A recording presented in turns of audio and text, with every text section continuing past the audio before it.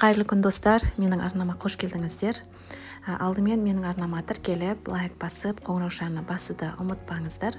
Бүгін өте дәмді болып шығатын, жасалуы өте оңай, алма қосылған рулет дайындайтын боламыз. Видеоны соңына дейін көріңіздер.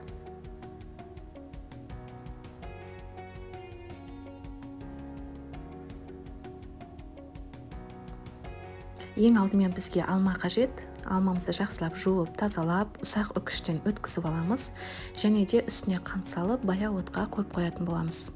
Енді бисквитімізді дайындаймыз. Ол үшін бізге жұмыртқа қажет. Жұмыртқамызға қантымызды салып, ағырғанша жақсылап миксерлеп аламыз. Миксерлеп алғаннан кейін үстіне жарты ас қасық қамыр қобызытқыш және де сұйық май, електен өткізілген ұнымызды екі бөліп салып, бәрін жақсылап араластырамыз. Енді пергамент қағазын төсеп, формамызға үстіне жаңа өзіміз дайындаған алма пюресін салып, бәрін тегістеп аламыз. Алманың үстіне өзіміз дайындаған жаңа бисквитті қамырымызды, яғни массамызды салып, бәрін жақсылап алманың үстіне бірдей етіп тегістеп шығамыз.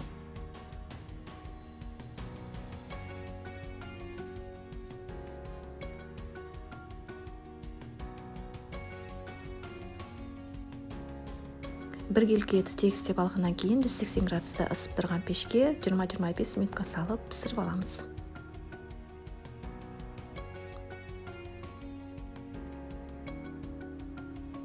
Піскеннен кейін бірден теріс аударып, яғни рулеттің формасын келтіру үшін бірден орап, қамырымыз, яғни біздің бисквитіміз суығанша дәл солай қойып қоятын боламыз. Суығаннан кейін формамызға рулетімізді қойып, үстіне қант ұнтағын жақсылап сүйіп шығамыз. Енді рулетімізді әр бөліктерге теңдей етіп, бірдей ғып кесіп шығамыз.